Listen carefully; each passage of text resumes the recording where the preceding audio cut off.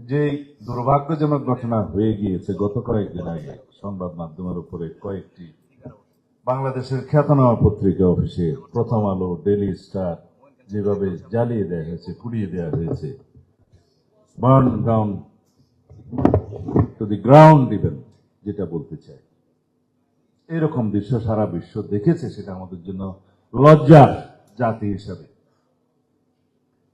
এটা কোনোভাবে আমরা শুধুমাত্র দুঃখ প্রকাশ করে ক্ষমা প্রার্থনা করে সমাপ্ত করতে পারবো না। এখানে সরকারের দায়িত্ব ছিল সবচেয়ে বেশি, কারণ এরকম একটা প্রেডিকশন, একটা অনুমান ইন্টেলিজেন্স রিপোর্টে থাকে সব সময় যে এই ঘটনা এইভাবে হলে যদি তারপরে কি কি হতে পারে সেগুলো অনুমান করা হয়েছে। আমরাও জেনেছি সেই ইন্টেলিজেন্স রিপোর্ট, কিন্তু সেটা আমলে নেওয়া হলো না কেন?